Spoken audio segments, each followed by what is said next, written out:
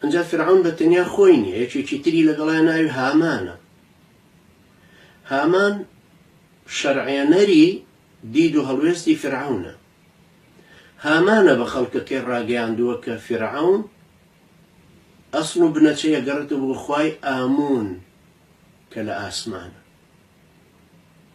وە لەوێوە بەشێک لە خوا هاتۆتە ناوی. ئەمە بە جۆرەی عەقڵیەتی ئەو سەردەمەی کە 3350 ساڵێک 340 ساڵێک لە پێش ئێستای خەڵک ژیاوە. ئەو قەداسەتەش بریتیوە لە قەداسەتێکی مەجهول کە کردویانە بەسەری فرعونە. هەر لەو قودسیەتەیە کرا بەسەری لینینە لە شوێنەکە کە تربێتێکی مارکسیان وەرگرت. ئەو قەداسەتەشە کرا بەسەری ئەبراهام لینکۆڵنە کە پەروەردەیەکی وڵاتێکی لیبرالی بوو یا لە بزاوتێکی دیموکراسیا. ئەو قەداسەتەشە ئەیکەن بەسەری مەلیکی سعودیە و ئینقلابچیەکەی میسر و بەسەر مەسعود بەرزانیە لە کوردستانیا جەلال پاڵەوانی تاغوت.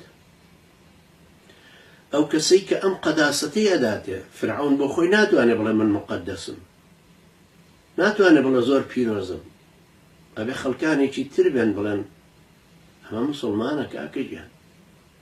جائز نییە شۆڕشی بەرامبەر بەرپاک، جائز نییە نەقدی لێ بگری، جائز نییە لە ناخی دڵی خۆتا ڕازی نەبی پێی. جاوایەکی لە سەلەفیەکان وهاڵێ، یعنی تەسەوورکەن سبحان الله چۆن ئەو عبودیەتەی لەم ئینسانەیە، ئەو خوایەتی لەم ئینسانەیە چۆن دروست کردو کە لە ناخی دڵیشتا نابێ اعتراضت لەسەر مەسعود بەرزانی هەبێ کە وەلی ئەمر.